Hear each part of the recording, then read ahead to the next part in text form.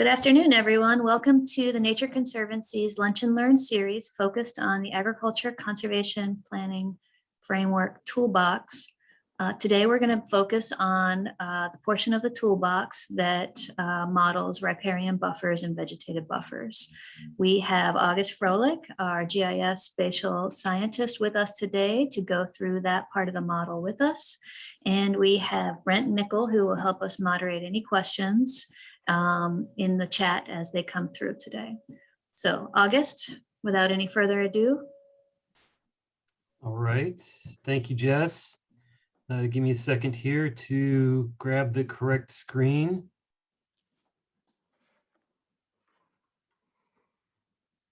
No. Let's try that one there. Okay, you can see this. See my desktop here? It's up. Yep, Anyone? it looks good. If you want to make sure you're in presentation mode, that would be great. Here? Okay. Okay. Thank you for bearing with me here. I'm August Froelich. We've been working on these ACPF productions now for, this is number 5 for us. And today we're going to talk a little bit more about one of the more complicated outputs of the ACPF Toolbox, the vegetative riparian buffers. But first, let's talk a little bit about what ACPF is.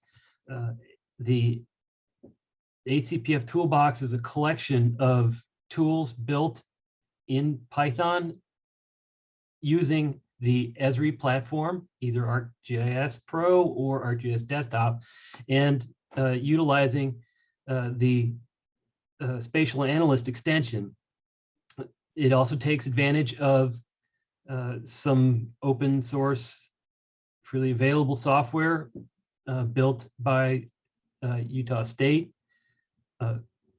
And it was designed to try to use the power of GIS to help take a larger view of watersheds so that we aren't planning on a field by field basis. So the people at the NRCS ARS worked with the people in the NRCS to try to develop some GIS tools that would start with the idea that we have some practices we would like to implement, and that there are things that we can do in GIS that would help us identify those places. So in particular, the tools look at the agricultural landscape on a field by field basis in a larger context. So in addition to these field planning ideas, the tool assumes that whole watershed planning, like conservation planning, soil health planning, and 4R practices will be implemented on all of the farms. It doesn't address those ideas. It deals with those as an assumption, but additionally, it assumes that this whole watershed planning idea, the sub-basin level or HUC 12 watershed level that it works at, is being conducted in concert. That there's an overarching objective that's trying to be accomplished. So, in particular, in the field scale, the tools sort of look at this in this matrix that I'm showing here, in field, below field, and what I'm calling along field practices that try to deal with subsurface or tile drainage and also surface runoff. So as you can see, grassed waterways are a infield practice that deals with surface runoff. We've spoken previously about nutrient removal wetlands, which are a quote unquote below field practice that deal with subsurface production. And today we're going to talk a little bit more about the riparian buffers, which are a long field practice that really tries to help with surface runoff. So, like I said, each of these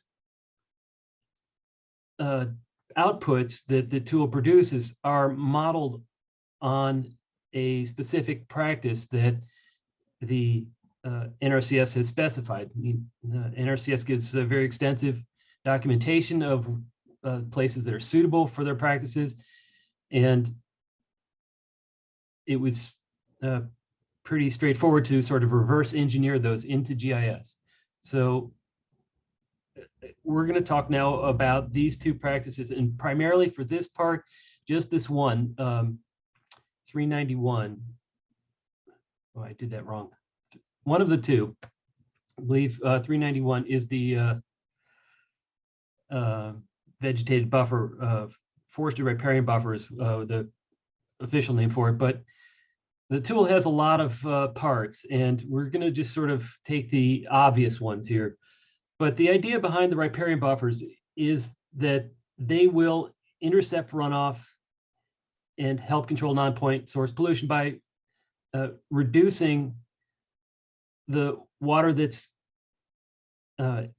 making it directly into the stream without being processed first. So sort of sheet flow or any other type of overland drainage would hopefully be processed by riparian vegetation. In so doing, this processing can help trap not just sediment, but also water, slowing its flow into the stream and thus slowing the stream's pulse of water downstream, which can effectively help take the peaks off of flood pulses and help with this concept of distributed storage of water in the watershed. Trapping the water also can help maintain water levels in the stream so that in the drier parts of the year, water is accessible for the crops that are being grown and other vegetation. So that year-round presence of vegetation allows for there to be a more natural habitat that's consistent, and that can help support a wide variety of insects, birds, or mammals. So I don't really have the time to go into the details of the practices, but I think these illustrations do a nice job of showing sort of the idea of what we're talking about. We want to try to get some vegetation, perennial vegetation, planted along the waterways so that the water is processed for nutrients, sediments, and volume. The ACPF tool does four main things in its evaluation of the suitability of locations for these specified practices, these riparian practices. It looks at soil characteristics, whether it's hydric or not, what drainage class it is. It looks at topography, for example, how steep it is, the landscape draining into the streams, how high above the stream it is. It considers the position of the stream within the stream network, and it also considers the contributing area of land use. So it evaluates whether the water that drains into the stream at that a specific point is draining corn, or is it draining pasture, or is it draining non-farm uses like forested areas or homes. So the basis of all of this ACPF type work is the use of this readily available, publicly produced data, including the digital elevation models, which in Ohio we use produced by the Ohio Statewide Imagery Program, the digital raster version of the soils layered produced by USDA, the cropscape layer, again, produced by USDA, and other data like roads and streams that we find from various sources. Now, the basis of all of this is this hydro conditioning, where we take the digital elevation model and we do processing to it to help us understand the way water moves across the landscape. And in this process, we are able to identify places where there is concentrated flow, like streams or ditches or swales, or places with more impeded flow, like ponds and wetlands and depressions, so that we get a good understanding of the way water moves across the landscape. Now, oh, I did it right. The riparian forest buffer, practice 391, was the basis, the objective, or the guiding idea behind how the tool is going to look at the landscape. So there are a few things that the tool has as assumptions. It only focuses on the perennial streams as identified in the processing in the previous step. So that's this dark solid line in blue that are the ones that will be evaluated. It considers a riparian area in its analysis as arbitrarily within 90 meters or approximately 300 feet of one side of the stream. As I mentioned, it evaluates the contributing soils, the elevation characteristics like steepness or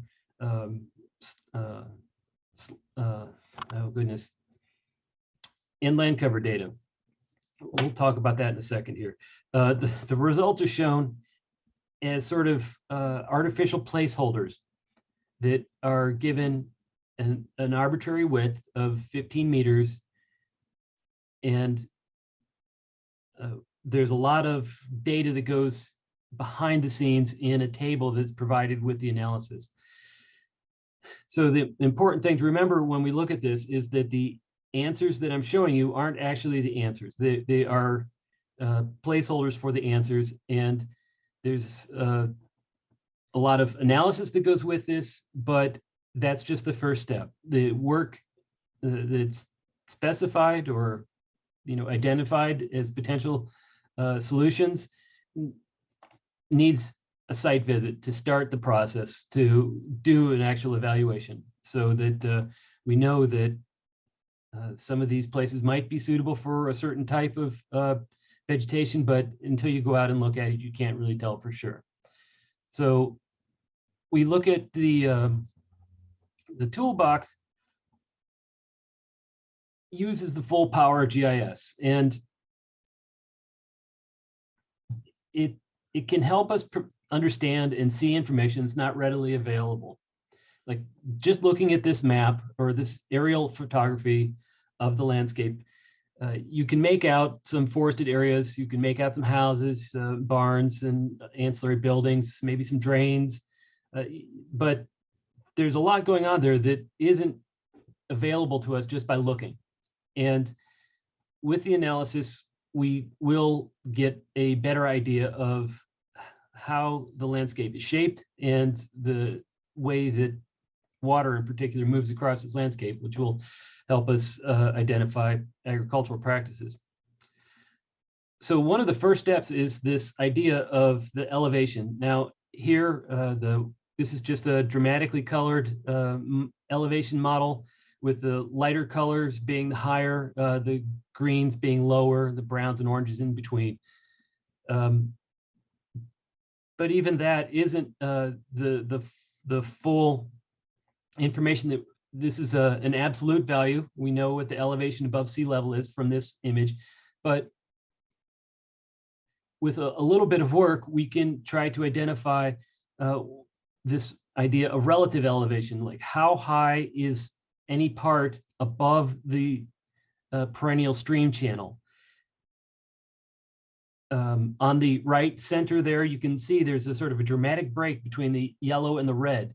And the yellow part is draining down towards the bottom of the screen, and that isn't the land in that yellow part isn't as high above the perennial stream as the red part just to the left or west of it is above the stream that it drains into. So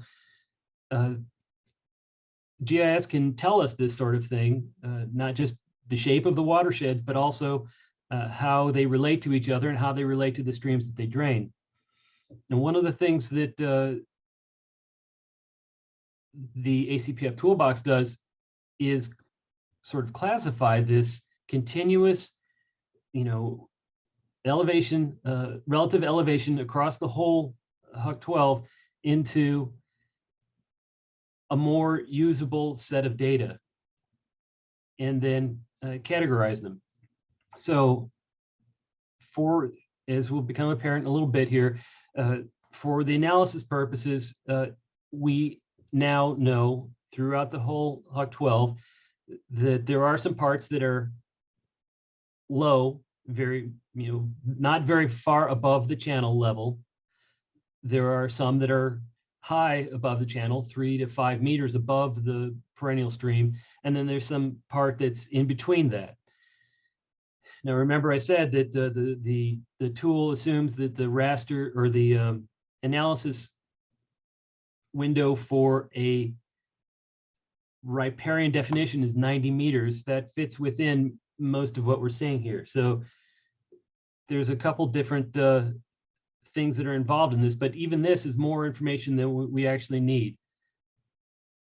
But one of the things that we do know is that the tool looks at how water flows across the landscape, and it tries to identify places that are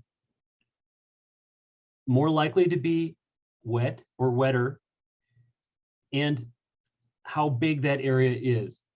So this is for runoff risk, like erodibility or the contribution of sediment to the streams, but then also for higher water table, like what types of vegetation might be suitable for growing in that type of area.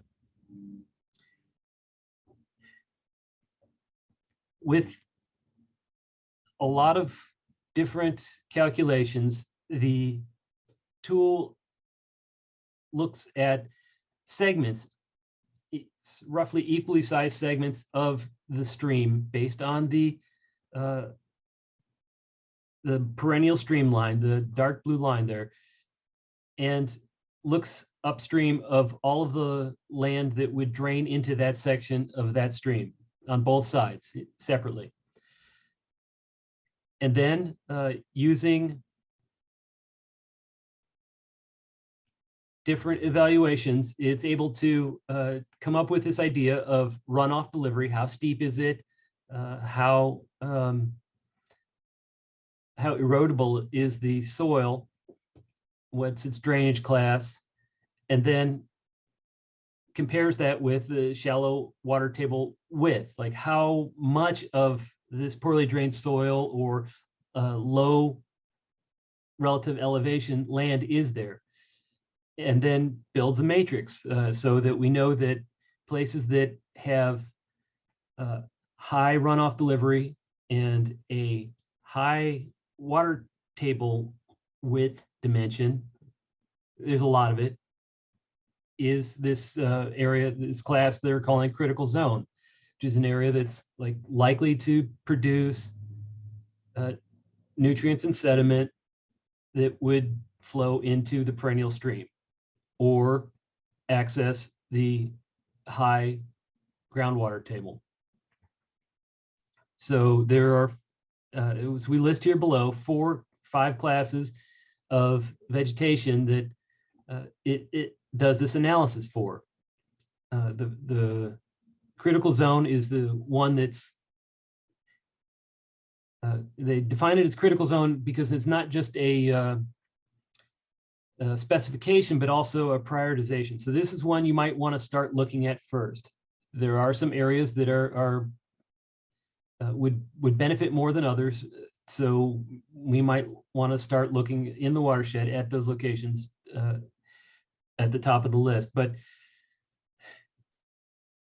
these ideas, this multi-species buffer and stiff stem grasses are sort of the classic NRCS practice is with 3 zones where you might have trees, then trees and shrubs, and maybe some grasses or herbaceous matter, and then an outside zone that would be more like just grasses or herbaceous vegetation. It's a similar idea here where we have the idea that we want to try to use multiple specification to pick the best version of that practice and specify it for a stream.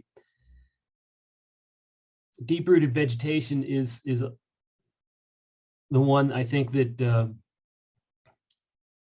most closely describes trees, but it describes some other things too. So you can see that in the image here, these contributing watersheds produce a variety of inputs, and this is information that isn't apparent from either looking at the aerial or even the elevation, the digital elevation model.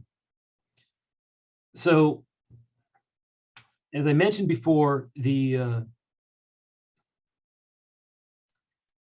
tool presents its results as sort of synthetic or placeholder polygons arranged along the main stem of the perennial stream.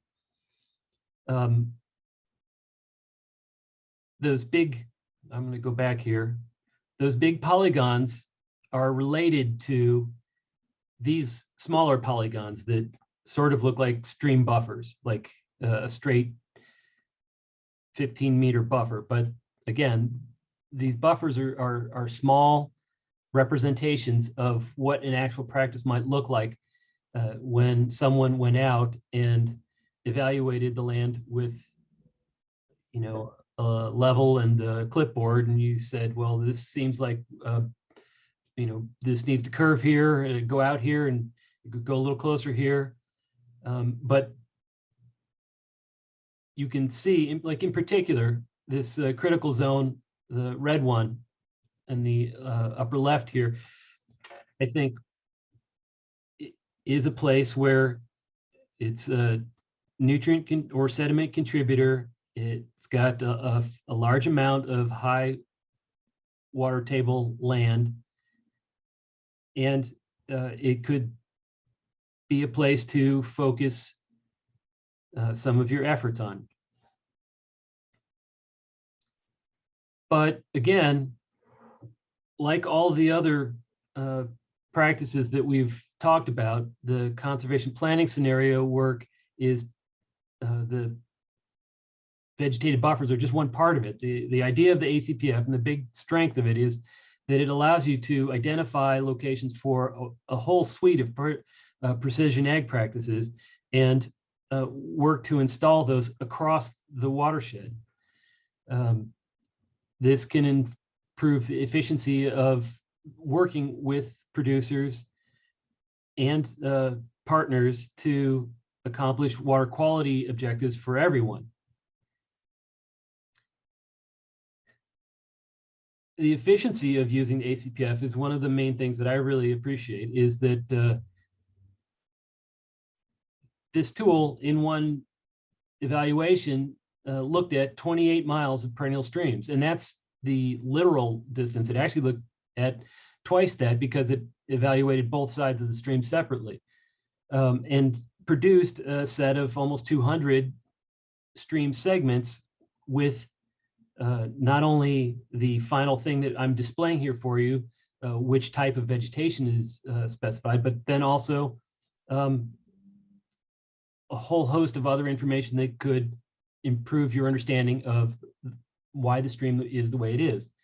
And it calculates this, I thought this was kind of neat. It's not really apparent to me, but this 0.0 to 1% mean buffer area ratio. Less than 2% is required to qualify for most NRCS riparian buffer practices. So you get a lot of detail, you get a large extent all at once, and you can perform a lot of work in a smaller amount of time. So it facilitates this conservation by allowing flexibility, because you can go back and revisit any of the decisions that were made along the process. It can be fed into larger planning processes. It has justifications and citations to support its reasoning. And being involved in the process to do this helps improve stakeholder engagement and eventually project success. So you can learn more about ACPF and all the parts that I skipped over at the ACPF website. Our contractor, Heartland GIS, would be glad to talk with you, as so would I. I love these talks, and I look forward to hearing more from everyone. And I think that should conclude our Zoom through, Jess. I'm going to hand it back over to you now. Okay, thank you, everyone. Okay, thank you, August. And as usual, we will post the recording of this series on our Ohio TNC Agriculture YouTube channel. The link is in the chat, and it will be available for later viewing. Everyone, enjoy the rest of your day, and thanks for joining us.